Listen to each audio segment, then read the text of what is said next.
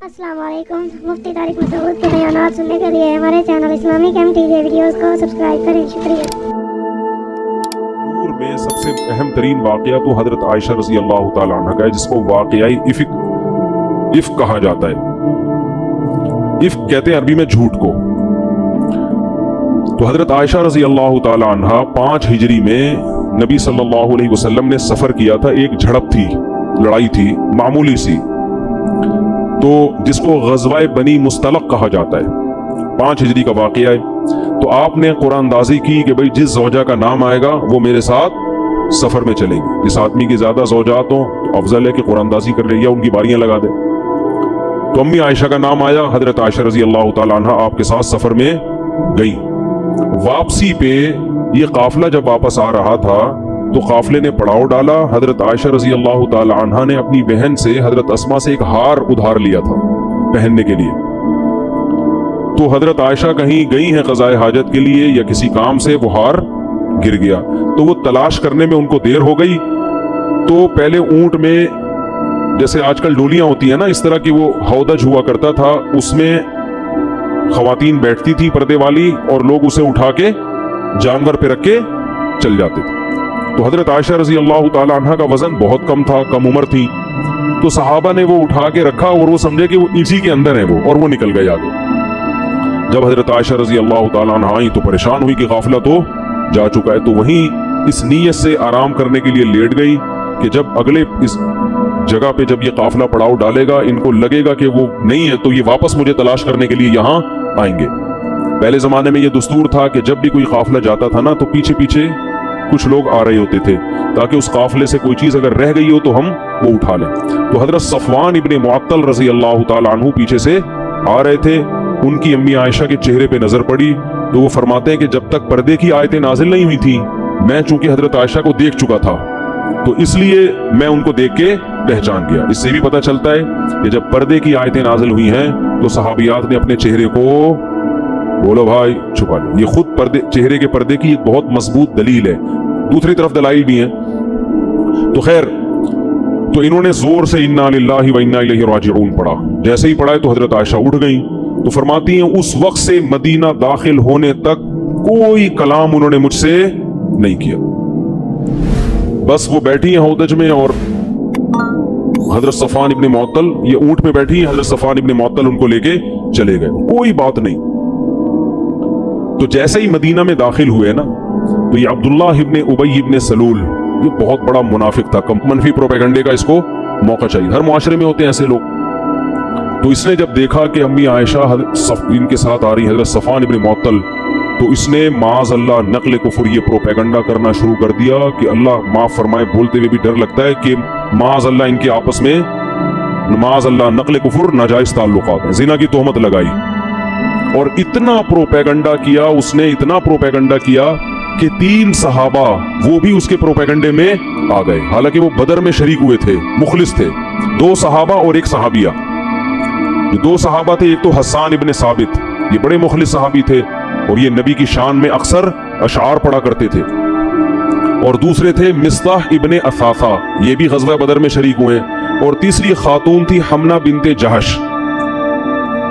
تو اتنا اس نے پروپیگنڈا کیا نا کہ یہ بھی اس میں مبتلا ہو گئے. حالانکہ یہ منافق نہیں تھے، وہ تو کمبخت تھا ہی، منافق مشہور تھا. حضرت عائشہ رضی اللہ تعالیٰ عنہ سفر سے واپسی پہ بیمار تھیں، تھکاوٹ تھی، گھر سے نہیں نکلی. تو ایک دن وہ حضرت مصطح جو تھے نا، جو اس تہمت میں شریک تھے، ان کی والدہ کے ساتھ فرماتی ہیں کہ میں کہیں رات کو قضاء حاجت کے لیے دور گئی. تو جا رہی تھی تو کہیں پاؤں لگا ہوگا کہیں ٹھوکر. تو حضرت مصطح کی جو والدہ تھی انہوں نے اپنے بیٹے کے لیے بد دعا کی کہ وہ ہلاک ہو جائے. یہ فرماتی ہیں کہ میں نے کہا کہ وہ بدری صحابی ہیں، کیوں ان کے لیے بد دعا کر رہی ہو؟ تو انہوں نے کہا کہ تمہیں پتہ نہیں ہے تمہارے بارے میں کیا مشہور کر دیا ہے. امی عائشہ کو اس وقت تک پتہ نہیں تھا. تو جب ان کو بتایا تو حضرت عائشہ رضی اللہ تعالی عنہ بہت زیادہ روئیں اور بیمار ہو گئی گھر کے اندر. اور نبی صلی اللہ علیہ وسلم کو بھی اطلاع ملی کہ مدینہ میں اس قسم کی خبریں مشہور ہو گئیں. تو آپ صلی اللہ علیہ وسلم بھی بہت زیادہ غمزدہ. تو میں بہت مختصر کر کے یہ واقعہ سنا رہا ہوں. تو جب نبی صلی اللہ علیہ وسلم حضرت عائشہ کے والدین کے گھر گئے، ان سے جا کے آپ نے بات کی کہ عائشہ یعنی آپ بہت پریشان تھے، لیکن آپ نے خود اپنی زوجہ کی بشارت بیان نہیں کی کیونکہ آپ اس میں نیوٹرل رہنا چاہتے تھے۔ آپ نے حضرت عائشہ سے پوچھا کہ بتاؤ اصل معاملہ کیا ہے؟ تو حضرت عائشہ فرماتی ہیں کہ میں نے کہا کہ اگر میں یہ کہوں گی کہ میں بے گناہ ہوں تو لوگ میری بات پہ یقین نہیں کریں گے، اور اگر میں یہ کہوں گی کہ میں مجرم ہوں تو فوراً لوگ کیا کر لیں گے؟ یقین کر لیں گے۔ تو میں اس موقع پہ وہی کہوں گی جو یعقوب علیہ السلام نے اپنے بیٹے کے گم ہونے پر کہا تھا، فَصَبْرٌ جمیل، میرے پاس صبر کے علاوہ کوئی راستہ نہیں ہے۔ آپ صلی اللہ علیہ وسلم کو بہت تکلیف ہوئی اور آپ نے فرمایا کہ اس شخص نے، یعنی عبداللہ بن ابی کے بارے میں، کہ مجھے میری زوجہ کے بارے میں بہت شدید تکلیف کی ہے، بہت شدید تکلیف دی ہے۔ تو حضرت عائشہ فرماتی ہیں کہ مجھے یقین تھا کہ اللہ نبی کو میری براءت بیان کرے گا۔ اچھا، اس میں پھر یہ تفتیش جب شروع کی گئی ہے تو سب سے پہلے سوکنوں سے پوچھا جاتا ہے نا، کیونکہ سوکنے تو سوکن کے بارے میں اکثر منفی سوچ۔ تو جب امہات المومنین سے پوچھا گیا تو انہوں نے سختی سے انکار کیا، انہوں نے کہا کہ ہم نے عائشہ میں ایسی کوئی چیز نہیں پائی، سوکن ہونے کے باوجود انہوں نے گواہی دی۔ حضرت عائشہ کی خادمہ سے پوچھا گیا، انہوں نے کہا وہ تو اتنی غافل ہیں، لاؤبالی پن جو ہوتا ہے نا گھر میں، جو یعنی ایک بچپنا جو ہوتا ہے کہ بکری گھر میں گھس کے آٹا کھا کے چلی جاتی ہے اور ان کو پتا نہیں چلتا، ان کو ان چیزوں سے کیا دلچسپی۔ تو آپ صلی اللہ علیہ وسلم، بہت سارے صحابہ نے، حضرت عمر جو تھے، حضرت عمر سے جب پوچھا گیا یہ کیا معاملہ ہے تو فوراً بول پڑے، سبحانک ھذا بہتان عظیم، کہنے لگے سبحان اللہ، یہ تو بہت بڑا بہتان ہے۔ بہتان کہتے ہیں جو بالکل واضح جھوٹ ہوتا ہے نا، بہت بڑا، یہ تو بہت بڑا جھوٹ ہے، اس میں تفتیش کی کیا ضرورت ہے، یہ ہو ہی نہیں سکتا۔ تو نبی صلی اللہ علیہ وسلم جب بہت پریشان ہوئے، حضرت عائشہ کی بھی صبر کی انتہا ہو گئی، تو شدید سردی کا موسم تھا، آپ صلی اللہ علیہ وسلم کو شدید سردی میں پسینہ آنا شروع ہو گیا۔ صحابہ کرام سمجھ گئے کہ آپ پر وہی نازل ہو رہی۔ صحابہ تو وہی پہ یقین کرتے تھے نا، یہ اللہ کا، کیونکہ ایسی کیفیت ہو جاتی تھی۔ تو حضرت عائشہ فرماتی ہیں شدید سردی میں نا آپ کے ایسا پانی کی طرح پسینہ نچڑتا تھا، ایسی کیفیت ہوتی تھی۔ تو آپ صلی اللہ علیہ وسلم امی عائشہ کے گھر میں، اور آپ پر وہی آنا شروع، اور پورا رکوع 11 آیتیں نازل ہوئیں جس میں اللہ نے حضرت عائشہ رضی اللہ تعالی عنہ کی پاک دامنی کو بیان کیا۔ تو جیسے ہی آپ نارمل کنڈیشن میں آئے ہیں، آپ صلی اللہ علیہ وسلم نے حضرت عائشہ کو خوشخبری سنائی کہ اللہ نے تمہاری پاک دامنی کو اللہ نے بیان کر دیا ہے۔ تو حضرت عائشہ کی والدہ کھڑی ہوئیں، انہوں نے فوراً فرمایا کہ اپنے شوہر کا شکریہ ادا کرو۔ امی عائشہ نے فرمایا نہیں۔ کیا فرمایا؟ فرمایا یہ پاک دامنی نبی نے بیان نہیں کی ہے، یہ کس نے بیان کی ہے؟ تو اللہ نے بیان، تو میں اللہ کا شکر ادا کروں گی۔ تو اس پر یہ آیتیں نازل ہوئیں۔ حضرت عائشہ فرماتی ہیں مجھے یقین تھا کہ اللہ میری برات کا اعلان کرے گا، مگر اس کا تصور بھی نہیں تھا کہ قرآن کی آیتیں بنا کے اللہ نازل کر دے گا جو قیامت تک پڑھی جائیں گی۔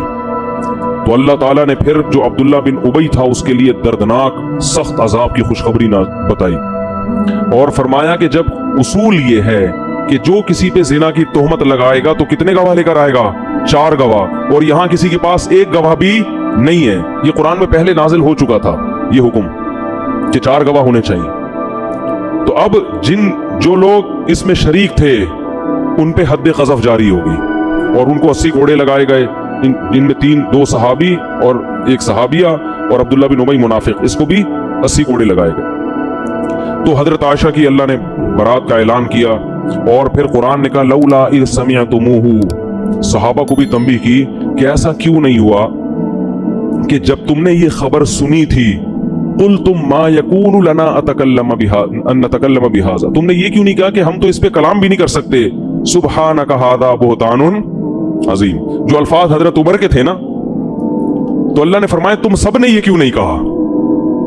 تو یہ بھی حضرت عمر کی فضیلت ہے کہ جو الفاظ انہوں نے کہے تھے وہی آیتیں قرآن بن کے نازل ہوئے۔ تمہارے اس پہ فخر کیا کرتے تھے کہ اللہ نے میرے کلام کو قرآن کا حصہ بنایا، کہ تم سب نے وہ الفاظ کیوں نہیں کہے جو کس نے کہے تھے؟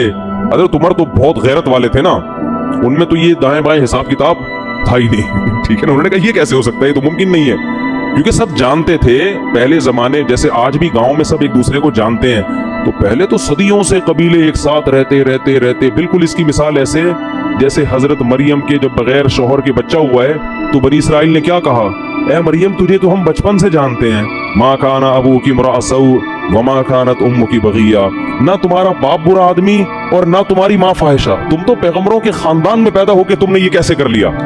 تو جو قریب رہتے ہیں نا وہ ایک دوسرے کو جانتے ہیں، تو حضرت عمر امی عائشہ کو جانتے تھے، ابو بکر کی بیٹی ہیں، سبحانک، انہوں نے کہا اس کی تفتیش کی ضرورت نہیں ہے، سبحانک ھذا بہتان عظیم۔ پھر اللہ نے فرمایا یعظکم اللہ ان تعودوا لمثلہ ابدا، اللہ تمہیں نصیحت کر رہا ہے اس کے بعد ایسی حرکت کبھی نہیں کرنا۔ اور قرآن نے کہا ان الذین یرمون المحصنات الغافلات المؤمنات، جو لوگ تہمت لگاتے ہیں پاک دامن عورتوں کو، الغافلات جو بھولی بھالی سیدھی سادی ہیں، جن کو ان فحاشیوں کا پتہ نہیں ہے، المؤمنات پھر مومن بھی ہیں، لہم عذاب عظیم ان کے لیے بہت بڑا عذاب ہے۔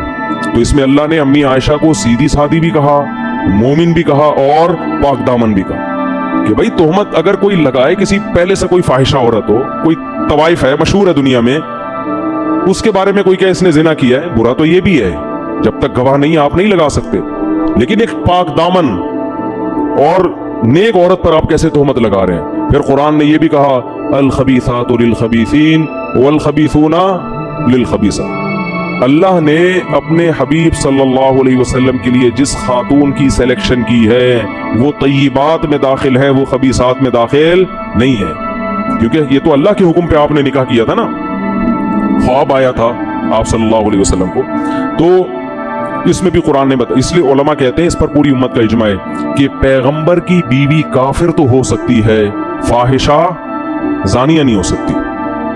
لوط علیہ السلام کی بیوی کافر تھی، زانیہ نہیں تھی، نوح علیہ السلام کی بیوی کافر تھی، زانیہ نہیں تھی۔ پیغمبر کی کے نسب میں ایسا نہیں ہوتا، وجہ اس کی یہ ہے کہ کسی کی بیوی کا غیر مسلم ہونا اس مرد کے لیے بے عزتی کا سبب نہیں ہے، وہ آخرت میں اس کو غیر مسلم ہونے کی سزا ملے گی، مگر یہ مرد کے لیے بے عزتی کی بات بولو نا نہیں ہے۔ لیکن کسی کی بیوی کا زانیہ ہونا اس آدمی کے لیے بولو نا یار بہت ہی بری بات، اس سے وہ اس کا امیج ختم، برباد۔ اور پھر آگے نسب میں کیا ہے، کیا پتا چلے گا یہ بچے آپ ہی کے ہیں یا کہیں اور سے تو نہیں ڈاؤن لوڈ کروایا انہوں نے، کیا پتا چلے گا؟ نسب خراب۔ حدیث میں آتا ہے وَلِدْتُ مِن نِكَاحٍ لَا مِن صِفَا، آدم سے لے کے آج تک میرے جتنی ہماری نسل پیدا ہوئی نکاح کے ذریعے ہوئی ہے، اس میں زنا نہیں ہوا۔ تو پیغمبروں کے لوط علیہ السلام کی جو بیوی تھی وہ زانیہ نہیں تھی، وہ لڑکوں کو، وہ جو ہے نا لوگوں کو فتح بتاتی تھی لڑکوں کے بارے میں، خود زنا نہیں کیا اس نے کبھی۔ تو پیغمبر کی بیویوں کو اللہ اس برائی سے بچاتے ہیں، اور خود بھی اس سے ہمیں یہ بھی پتہ چلتا ہے کہ دیکھو آپ کی جو بیوی ہے نا عمل میں کو کمزور ہو، یہ چیز قابل برداشت ہے، کردار کی اگر گڑبڑ ہے تو یہ غیرت مند آدمی کے لیے قابل برداشت۔ ابے بولنے میں گورنمنٹ نے پابندی لگائی ہے، اس میں کیا شرمانا؟ دیکھو کوئی کہے کہ دیکھو اس کی بیوی عیسائی ہے، آپ نے کہیں اہل کتاب سے شادی کر لی، لوگ کہیں گے بھئی اس نے گوری سے شادی کی ہے، اس کی بیوی کیا ہے؟ عیسائی ہے۔ تو تھوڑا سا ہوتا ہے یار مسلمان سے کرتے تو زیادہ اچھا، لیکن کوئی کہہ رہے اس کی بیوی مسلمان ہے لیکن تعلقات اس کے بہت وسیع ہیں، اس کے تعلقات بہت وسیع، لیکن ہے کلمہ توحید پرست۔ تو اگرچہ کفر بڑا جرم ہے لیکن آخرت کے لحاظ سے سمجھ رہے ہو، لیکن دنیا میں ذلت ذلیل ہونے کے لحاظ سے دنیا میں فحاشی یہ زیادہ بڑا جرم ہے ذلت کے لحاظ سے دیکھا جائے۔ تو اس لیے پاک دامن عورتوں سے شادی کیا کرو بھی۔ وہی ابھی کیا پھر میں کس سے سناؤں آپ کو، وہ ایک آدمی کی شادی ہوئی نا تو بیوی سے کہتا ہے آج سے تم میری کائنات، تم ہی میری مسرت، تم ہی میری فرحت۔ وہ تو بیچارہ ڈائلاگ بول رہا تھا، فرحت یعنی خوشی، مسرت بھی خوشی اور کائنات بھی، وہ سمجھی اپنی گرل فرینڈ کے نام بتا رہے۔ کہتے ہیں آج سے تم میری کائنات، میری فرحت بھی تم، میری مسرت بھی تم۔ کہتی ٹھیک ہے، ستار بھی پھر آج سے تم ہی ہو، غفار بھی تم اور وسیم بھی تم ہی ہو۔ جب تم نے فرحت، مسرت اور کائنات سے تعلق ختم کر دیا تو اب میرا بھی وسیم سے کوئی تعلق نہیں رہا، میں بھی اس کے نمبر ڈیلیٹ کر رہی ہوں۔ تو اب بتاؤ آگے زندگی چلے گی؟ تو کردار کا ایک نمبر ہونا عورت میں یہ بہت بڑی خوبی ہے کہ اپنے شوہر سے وفا کرتی ہو. حضرت حکیم الامہ مولانا اشرف علی تھانوی رحمہ اللہ تعالی ہندوستان یعنی بر صغیر کے بارے میں فرمایا کرتے تھے. فرمایا بر صغیر کی اس وقت تو بہت تھا، یہ بر صغیر کی عورت میں ایک خوبی ایسی ہے کہ اس خوبی کی وجہ سے اس کی ہر خامی برداشت کی جائے گی کہ یہ اپنے شوہروں سے وفادار ہوتی ہیں.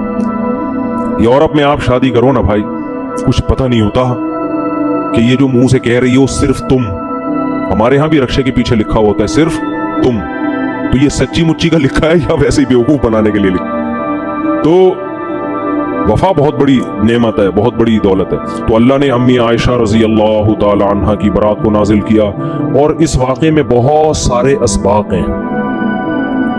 ایک سبق ہمیں یہ ملتا ہے بھائی نیک اور پاک دامن لوگوں پر بھی تہمتیں لگ سکتی ہیں، اور ہر ایک کی پاک دامنی اللہ آسمان سے نہیں اتارتا.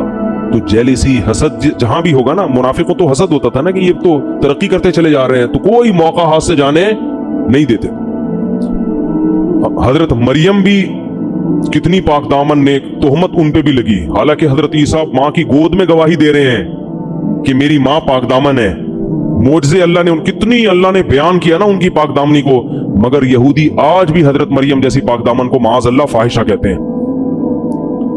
تو دنیا میں برے الزام لگتے بھی ہیں اور پنپتے بھی ہیں، چل بھی جاتے ہیں. وہ امی عائشہ کی پاک دامنی اللہ نے آسمان سے نازل کی یہ بتانے کے لیے وَتَحْسَبُونَهُ هَيِّنًا وَهُوَ عِندَ اللَّهِ الْعَظِيمُ وَهُوَ عِندَ اللَّهِ عَظِيمٌ. فرمایا تم اس معاملے کو ہلکا سمجھو، لیکن اللہ کی نظر میں پیغمبر کی زوجہ کا معاملہ بہت بڑا ہے.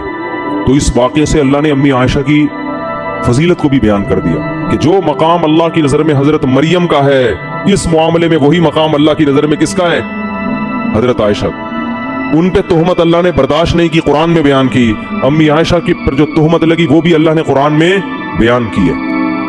لیکن جیسے حضرت مریم کو فاحشہ کہنے والے آج بھی موجود، معاذ اللہ نقل کفر امی عائشہ کو برا بھلا کہنے والے، فاحشہ کہنے والے بھی آج موجود ہیں. جیسے وہ کافر ہیں یہ بھی کافر ہیں. جو امی عائشہ پہ تہمت لگاتا ہے نا، اسلام کی نظر میں وہ کیا ہے؟ کیونکہ قرآن نے ان کی پاک دامنی کو بیان کر دیا، واضح لفظوں میں بیان کر دیا قرآن نے ان کو. تو یہ بھی ہمیں اس سے سبق ملتا ہے، اور یہ بھی سبق ملتا ہے کہ عورت کی جو صفت اللہ نے بیان کی الغافلات، فحاشی کی چیزوں کا اس کو پتا نہ ہو. باپ کے گھر سے نکل کے کہاں جائے؟ شوہر کے گھر میں.